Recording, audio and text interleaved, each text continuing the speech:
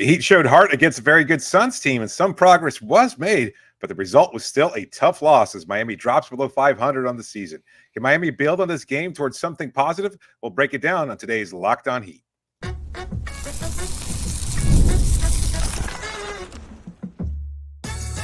You are Locked On Heat, your daily Miami Heat podcast, part of the Locked On Podcast Network, your team every day.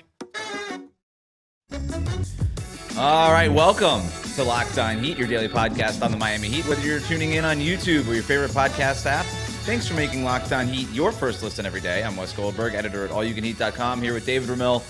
Both of us are credentialed Heat media members who cover this team every day, and we got a lot to get to today, including a potential change to the starting lineup and who we should blame for a disastrous final possession of this Suns loss. But first, your favorite podcast now is a newsletter introducing the Locked On Heat daily newsletter, one stop for ultimate team and league coverage delivered right to your inbox. Sign up for free now at lockedondaily.com. That's lockedondaily.com, and start your day with the all-new free Locked On Heat newsletter. We're about 100 subscriptions behind the Boston Celtics newsletter, so we want to catch them by the end of the month. So subscribe now, lockedondaily.com. FanDuel, you can start the season with a big return on FanDuel. New customers can place a $5 bet, and you'll also get started with $150 in bonus bets if you win your first $5 bet. Visit FanDuel.com to get started. All right, we're recording this after the Heat's loss to the Suns on the road, 115 to 112. They were up by as many as 15 points in the third quarter, but the Suns stormed back and outscored the Heat 46 to 28 over the final 15 minutes of this game. Kevin Durant was sensational, going for 32 points, including 11 and the dagger in the fourth quarter. Meanwhile, Jimmy Butler and Bam Adebayo came up short, combining for just 27 points on 11 of 34 shooting. There's a ton to get to today, David, but what do you think went wrong? Why do you think the Heat lost this game? To me, it kind of falls almost completely on Bam Adebayo, and I hate to point the finger directly at him, but his struggles were so obvious all game long, and he was just out-muscled, outplayed completely by Jusuf Nurkic. And it felt reminiscent of one of those older Bam games where he kind of shied away from a player of superior size, where he wasn't quite capable of figuring out what he wanted to do. And at one point during the broadcast, John Crotty astutely pointed out that even Bam's jumper looked like he wasn't sure whether he wanted to use. It was a short jumper in the restricted area, and he wasn't sure whether he wanted to use the backboard or just go directly through the net. And it just seemed off. Like he couldn't compensate for Nurkic's size. And that's something that we haven't seen from Bam too much of over the last couple of seasons. But if you go back maybe 4 seasons ago, he was always challenged by those bigger, more physical players, and he just couldn't ever seem to figure out how to score against them. But he looked passive, certainly didn't even look to take a three-point shot, really couldn't get anything going in the painted area, missed some open shots around there, didn't have any touch around the basket. Really terrible game from him offensively. So I've been as big a supporter of what Bam has done because of everything he means his organization can do in terms of defense and playmaking and his leadership ability and all that. That's fine.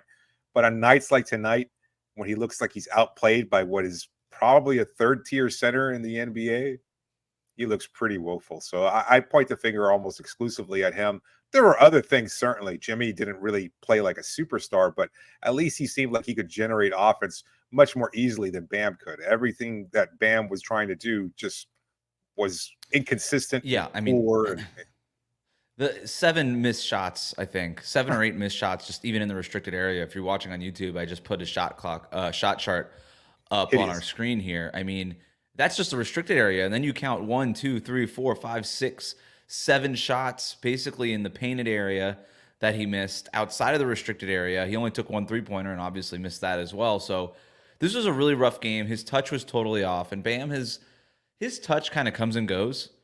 Sure. And, you know, I thought this was another one of those games where obviously the touch went away, but he didn't have a sweet spot. To you and John Crotty's point here, I suppose, like he wasn't getting into that free throw line jumper. There wasn't really a pick and pop scenario that was open for him. Outside of maybe one lob from Tyler Hero, that really was kind of the Suns kind of shut the water off on that. And so this was a really uncomfortable game from Bam, but like I'm not making excuses for him. Like he needs to make those shots in the restricted area. Sometimes you just got to be a guy who makes those shots. And I know that Jusuf Nurkic is big. He's a large Right. human. And touch is one thing, but having touch to get over a large human is another thing. And so it's difficult.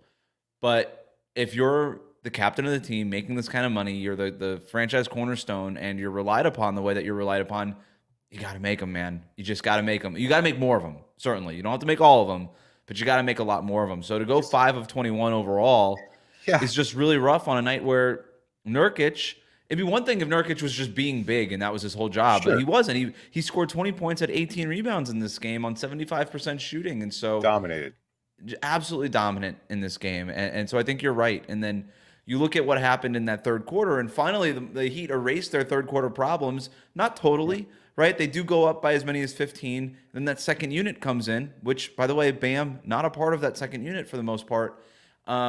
He comes out with about 2 or 3 minutes left, I think, in the third quarter. But Miami basically gives up that lead completely. And then those issues kind of spill into the fourth quarter. And so everything that we talked about, where Miami had a hard time making shots in the fourth quarter or in the third quarter all season, and that affects their defense and all these things, all of those issues spilled into the fourth quarter. So all those third quarter issues we've had all year, they were fourth quarter issues. In this game, Miami misses like 9 of their first 11 3-pointers in the fourth quarter. I think I have that right. The defense was a little bit of a problem there, and Phoenix storms back, and they just don't really have an answer for Kevin Durant. Who does? But I thought overall, them not making shots and everything kind of really affected them in that fourth quarter. To be fair, not necessarily as a total excuse or anything like that, but just to kind of add some context here. No Jaime Jaquez, still suffering from stomach illness. No Kevin Love either. He was still not available. And Haywood Highsmith started the third quarter in place of Nikola Jovic, something that we'll talk about a little bit later on in the show. And I think the whole rotation was kind of screwed up. They went with Alec Burks probably a lot more than they should have because his shot wasn't necessarily falling. Pelle Larsson, as good as he was the other night against Sacramento, he couldn't hit a shot to save his life. So everything kind of really just, they can't seem to string it together. You finally get something good. You get Highsmith, who, well, again, we'll talk about some more and to answer some listener questions. He had a fantastic game. Great effort, great defensive presence for the most part, challenging Durant, making things much more difficult for him, at least for maybe, say, 40 minutes of the game. The last 8 minutes of the game, not so much, but other than that, he was pretty solid. And then, you just can't seem to get Bam going. You can't seem to, 5 of 21. Like, if he hits 2 more shots, and that's just 33%, you win the game. And that's unbelievable. But aside from that, again, like Pelle Larsson, good effort, but he couldn't hit a shot. Can we talk about the final possession? Because it was a disaster. Please. And so as much as, bad game from Bam, all this stuff, not the most inspiring Jimmy Butler game, but they had a chance there at the end. Kevin Durant shoots it right over Haywood Highsmith on Phoenix's final possession of the game. I don't think that there's anything else that Highsmith could have done on that play. He's just not 6'10" the way that Kevin Durant is 6'10". And credit to KD. He just drills a shot in typical KD fashion. But, the Heat have a chance with, just under 5 seconds left. Devin Booker misses a free throw there to kind of give him a chance. And they inbound the ball. Terry Rozier gets it. And then Terry Rozier tries to pass it to Jimmy Butler. And it's this weird pass where Jimmy Butler ends up having to go out of his way to catch it. He catches it within the in 2-point range inside the arc. And he's got a wide open lane to the basket, and you could tell, like, he takes one initial step. He's like, oh my God, I can hit it. I can make 2 points right here. But with only 4 seconds left, it's just, that was going to be dumb. So he starts to backpedal, and he has a kind of shot there, and he rises up and then does like the Jimmy Butler special, which is to leave your feet and then throw it to somebody standing next to you. Unfortunately, the guy standing next to him was Tyler Hero, standing out of bounds, because there was no time to even do that. Even if Tyler Hero were standing inbounds, Tyler was even just shoved out of bounds on that final play.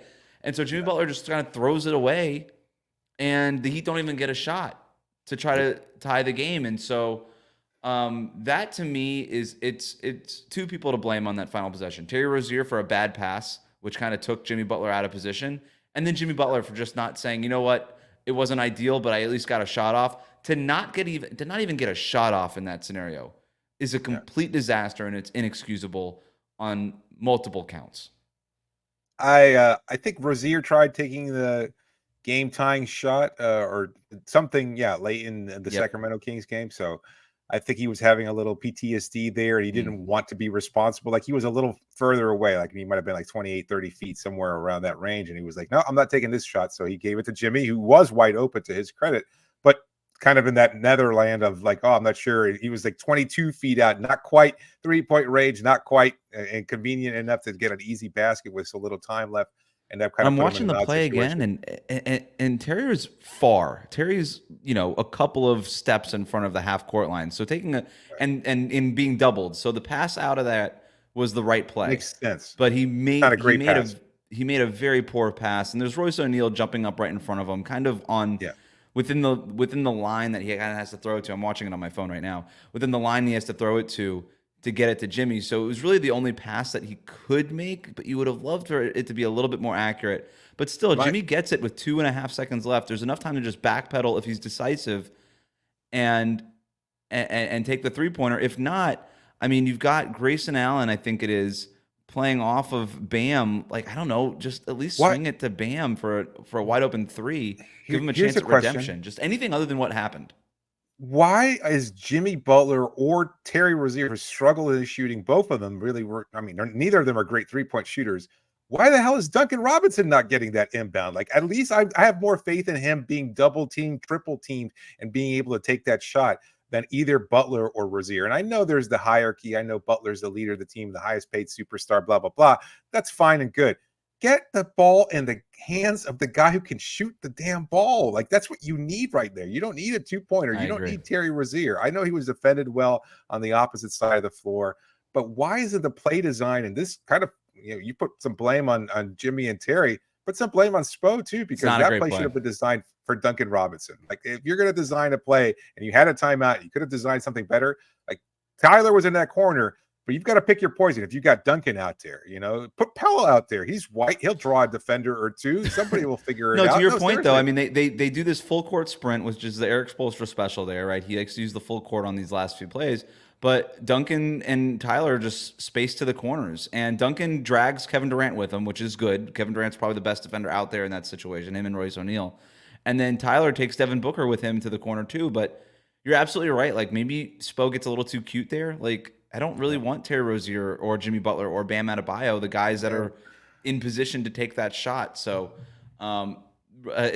inexcusable all around, and I bet everybody involved kind of wants that thing back there. But let's go ahead and move on. Is the starting lineup change in order for the Miami Heat? Yeah. Got to sign that. Maybe it is. We'll talk about that next here on Locked On Heat. Today's episode of Locked On Heat is brought to you by SKIMS. I feel like at this point I've tried every boxer brief in the game. I really have. I went years kind of just cycling through different ones, but nothing ever fits just right. And I think we finally have a winner, guys. SKIMS came out with their cotton boxer brief, and honestly, it puts every other pair that I tried to shame. They hit right at the thigh, and they stay there. That's right. They don't ride up. I feel like every pair I've ever had rides up. That's the key. They don't move around. They don't bag out. They don't give you that 5 p.m. wedgie. If you're a boxer brief guy like me, this is the one. Shop SKIMS Mens at skims.com. Right, they have a whole men's section now, and it's beautiful. Let them know that we sent you. After you place your first order, select podcast in the survey, and then select our show, Locked On Heat, in the drop-down menu that follows. If you're looking for the perfect gift for the whole family, SKIMS just launched their biggest holiday shop ever, also available at skims.com. So SKIMS, 5-inch briefs. If you're a boxer brief guy like me, give them a try. SKIMS, we appreciate them for their support.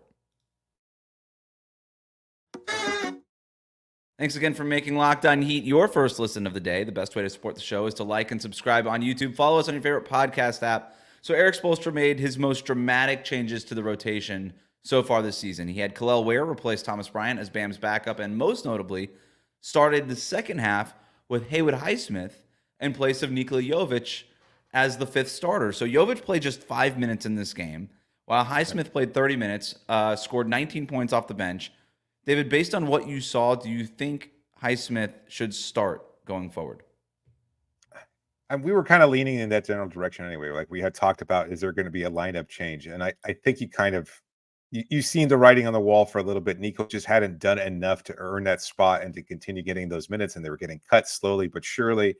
to me, I think Highsmith seems like the logical option. Like he had a really good game offensively. The 3-point shot was great. He had a nice and one at the basket where he actually drew a foul. He looked like he was more effective against Nurkic than Bam Adebayo was, surprisingly. He had a little floater, a little push shot. Like the whole Haywood repertoire, such as it is, was on display tonight. So at least he was providing some offense in contrast to what Nico was able to do when he was out there for those limited 5 minutes. And defensively, like I said, he challenged Kevin Durant in a way nobody else really could. So I don't see why not. Like I know it's undersized. I know it sucks. I know it just feels all that familiar with PJ Tucker and everybody else that they've tried to recycle through that position. But you're not getting much done with Nico out there. And at the very least, Haywood can do something very positively, which is play defense at a high level and bring effort and intensity.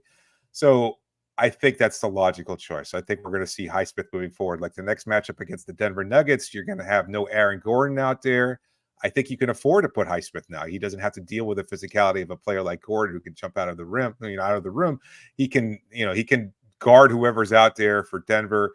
I think he'll take up the matchup if he winds up getting switched onto Jokic. I mean, that's not going to be a great matchup, but then again, nobody really stops Jokic anyway other than Jokic. So I think between Bam and Highsmith, that provides a great defensive front court there. So yeah, I think that's probably the move. Yeah.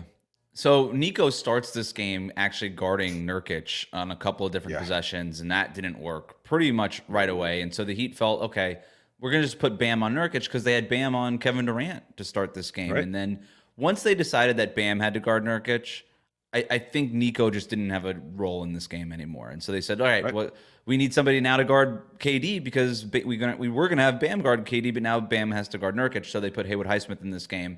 And that's really it. Nico only plays 5 minutes in this game. And I want to touch a little bit on what happens with Nico if he loses this job here in a second. But in terms of Haywood Highsmith, you asked the question, why not? And you're right. It's the size. The size issue is the reason why not. And clearly, Eric Spoelstra wants some sort of size element in that starting lineup. You're already undersized with Bam at center. And that was a big reason why you played Nico at the power forward spot, is because he's 6'10", 6'11". And there were matchups where he was able to sort of absorb some other opposing centers and allow Bam a little bit more freedom in terms of defensive matchups. That wasn't the case in this game. And it really hasn't been the case all season. And so I don't know that there's an ideal answer here. I don't think that, based on what we saw from Kel'el Ware, he's ready to assume that starting job and move Bam to power forward. I don't think that that's necessarily an option. We'll touch on Kel'el here in a second. Thomas Bryant, Kevin Love, they've tried that. It hasn't worked. That's not going to happen. And so it's between Nikola Jovic and Haywood Highsmith, and I think Eric Spoelstra went with Haywood Highsmith in this one. And I think you're right. I think in the next matchup, Haywood Highsmith makes some sense. And so, yeah, I think we're at the point now. I think Highsmith is as viable a candidate to start at power forward as anybody else. Eric Spoelstra before the season said that Nikola Jovic didn't do anything to not earn a shot at that starting job.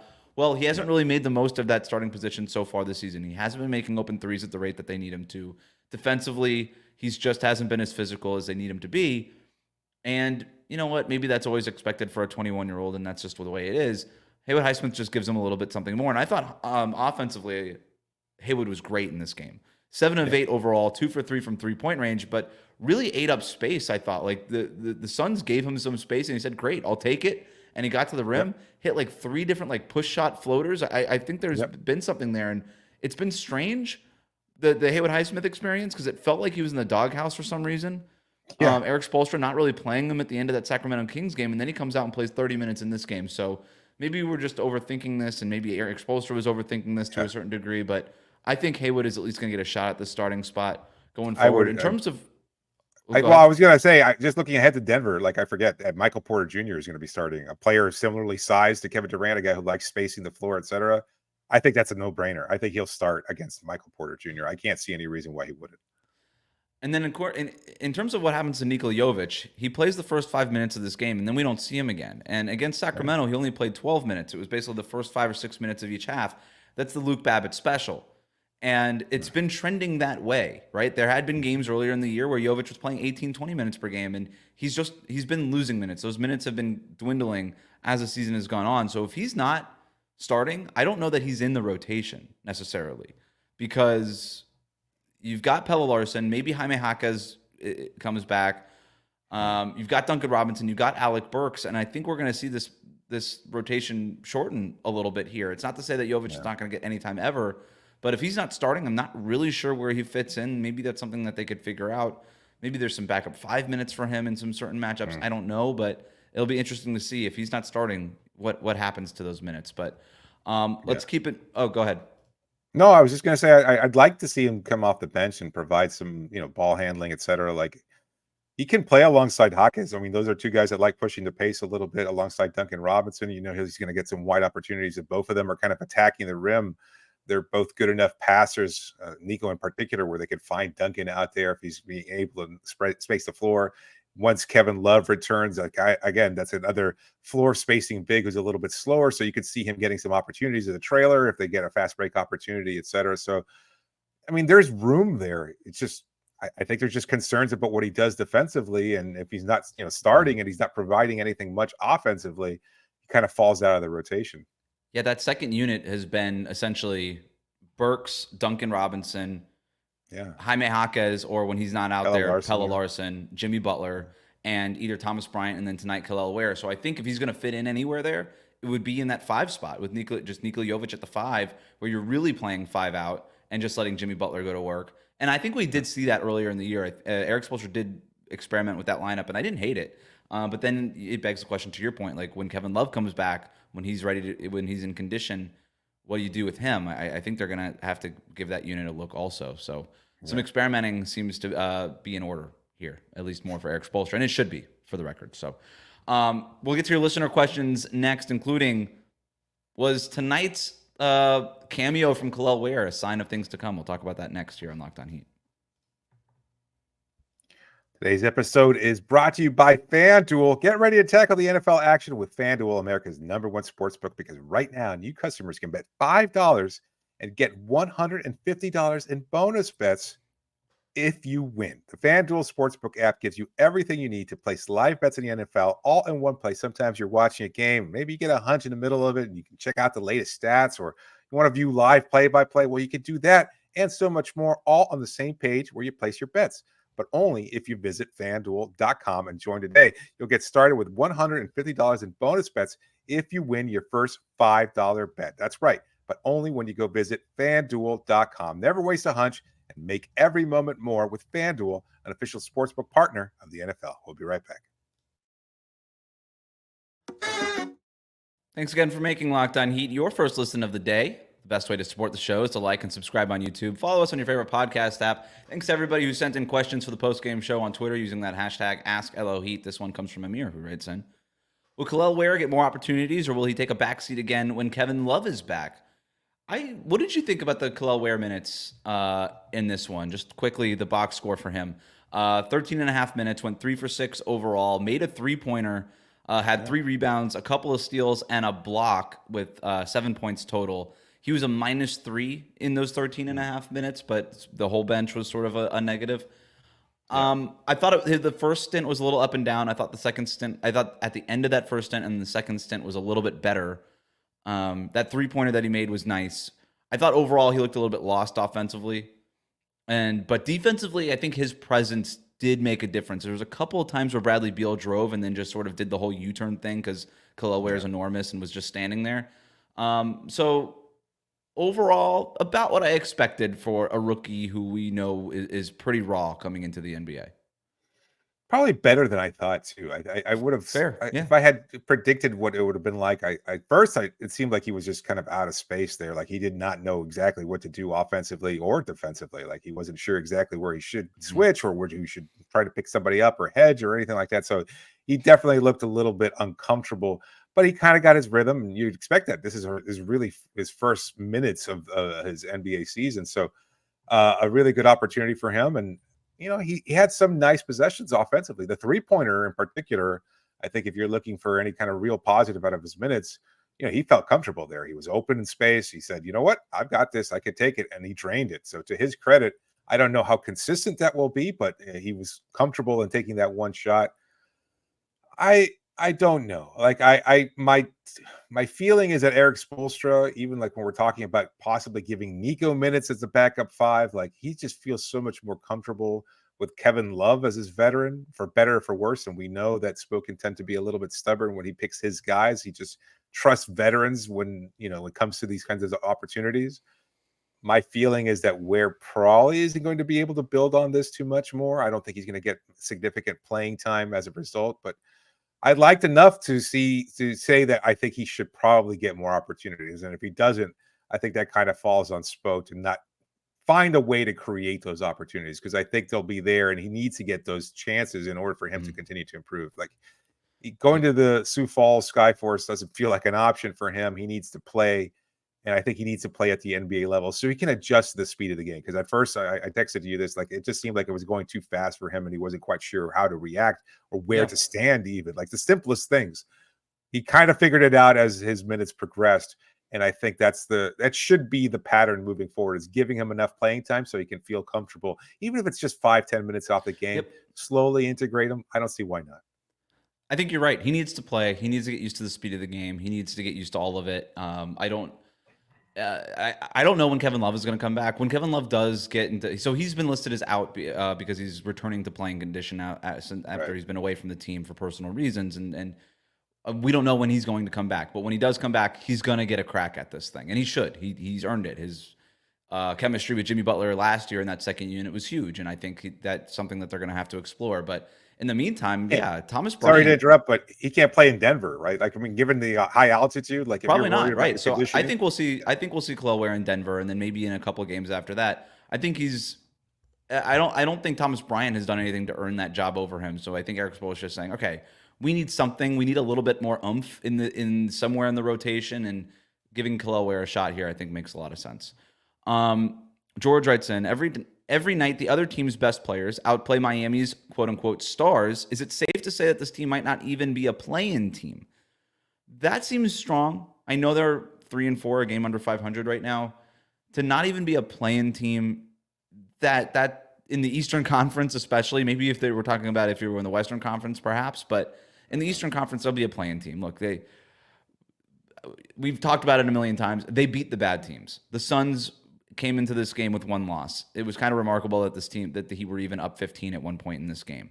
There are some, I think, even despite that, positives to take away from this loss. But as long as they beat up on the bad teams in the East, they'll be in the play-in mix. But in terms of the core issue here, Miami's stars are routinely being outplayed by legitimate star players in the league, including Paolo Banchero on opening night and Kevin Durant tonight. So that is an issue. Yeah, absolutely. I wonder, we talked about in the last game, Miami's defensive approach had been, kind of by design defensively, will allow a random player and not a superstar to kill us on a night-to-night basis. I wonder if opposing teams are kind of figuring that out. Like Jimmy, he's a step slower. Bam, maybe he's regressed a little bit, or he's still kind of figuring out his spacing and what to do in Eric's new offense. Are they kind of just focusing on shutting those two down and letting a Tyler Hero cook, or maybe a Haywood Highsmith tonight, et cetera? Like, is that the approach moving forward? Is we can kind of shut down their two quote unquote stars and then kind of let anybody else try to beat us? And usually that works out in their favor, because as you can tell, Miami has struggled to beat quality opponents, especially when you go up against a superstar like Kevin Durant. Like he was just phenomenal today. Yeah, and Kevin Durant taking on that Jimmy Butler assignment, and Jimmy Butler not really doing that with Kevin Durant. He's not doing it on both ends. They had Haywood Highsmith in the game for a big reason. Look, I think there's a part of Jimmy Butler that just says, you know what, it's not worth the effort tonight. It's not worth it in November. I'm not going to do it. And he'll do it against Charlotte, Detroit, and Washington. He's not going to do it against Orlando, New York, and Phoenix. I think that's the Jimmy Butler that we have now. Yeah, I think he wasn't bad against Phoenix. Like, I know he wasn't electric on offense, but he never took over. In a moment, like what I liked about that Sacramento Kings game is that Jimmy Butler did the thing that you want your star player to do. In that fourth quarter, he was like, okay, we need somebody to step up. I'm going to do it. And I half expected that to happen because it just happened against Sacramento. I half expected it to happen against the Suns, and it never did. And that was my biggest problem, is when they needed him, even for a 5 or 6 minute stretch, he wasn't there. And I don't know that he really tried to be there either. That was my biggest issue. It's possible. All right. Yeah. Let's move on to another question there. Last one here. Brian writes in, what did the Heat do with Terry Rozier? He's not good enough defensively to be this bad offensively. Terry Rozier has been bad offensively. He was shooting 40% overall coming into this game, and then he went 2 for 10, so 20% in this game. It's been rough, and he's missing those shots at the basket. He seemingly has to sidestep or step back into every three-pointer. He has a really hard time just catching and shooting the way Tyler Hero does. He does apply pressure. Him and Tyler Hero actually work offensively because most of Tyler Hero's shots have come off of a Terry Rozier assist. I should rephrase that. The player on the Heat that has assisted Tyler Hero the most is Terry Rozier. That's the guy that has assisted Tyler Hero the most. Makes sense. So there's that, but that's not enough to the point. Like he needs to shoot better, and this has been a problem for Terry Rozier throughout his career. He's a 42% shooter for his career. This guy hasn't been efficient basically since he's been in the NBA. So I don't know what to do with him. Yeah, I think Terry kind of signifies and symbolizes Miami's poor roster construction to a certain degree because like you don't have any other options. Like there's no other guard in the roster. Yeah. There's Josh Richardson, there's Drew Smith. Like neither of them are quality players. Yeah, Alec Burks, but he's not really a point guard. Like so you kind of are stuck here because you've got like these players that are in these tweeners in terms of like Burks could be a 2 or a 3. He's not really the one, and he's handling the ball and bringing it up court, and that's probably not his strong suit. Drew Smith, for what he can do in that sense and what he provides defensively as a guard, is fine. But again, he's not initiating offense. He doesn't have any offense of his own. We're talking about all these guys on minimums or two-way contracts. You're not benching a guy making $23 million for these guys. You're just not doing it. Right. And maybe you could start Tyler Hero and Duncan Robinson, but that comes with its own defensive issues. And so I don't think that you can bench either of them because, to your point, like you don't really have another better option, you know. And as Terry Rozier at least can bring the ball up and apply pressure on the defense, and that's more than what those other guys are able to do. I'm going to push back on that a little bit because I think if you're gonna start Highsmith, and I think that's the new norm, I think you can afford to put Duncan out there because he's not going to be as victimized defensively because you've got another strong plus perimeter defender out there in Highsmith. And I know he's going to have his matchups and everything else like that, but at least it might be something to explore. A Hero, Robinson, Butler, Highsmith, Bam starting lineup. Maybe that's not great, but at least it seems properly balanced. You have floor spacing, you have you have ball handling, and Hero, who's not doing that. He's not going to get the catch and shoot opportunities that he's getting now because, as you pointed out, Rozier has been electric in doing that at least. So I don't know. I mean, I guess you could put it on Duncan and or Jimmy to try and attack more and try to kick it out to a wide open Hero, but they don't. None of those have are the same. Options. Yeah, they're not the same. Yeah, they're not as skilled in that regard as Rozier is. It's just Rozier's not doing much offensively, and defensively he's been. They're stuck with it. They're stuck with it. I mean, I think that the 2 weak links through the first couple of weeks of the season in that starting lineup have been Nikola Jovic and Terry Rozier. And unfortunately, maybe Haywood Highsmith is a replacement for Nikola Jovic, but they don't really have a viable replacement for Terry Rozier. So in terms of what do they do with Terry Rozier, this is it. This is it until a better option emerges, if one does. The Heat are 3-4, but they'll take on the Denver Nuggets in our next game. Thanks for making Locked On Heat your first listen every day. Like, comment, and subscribe on YouTube. Follow us on your favorite podcast app.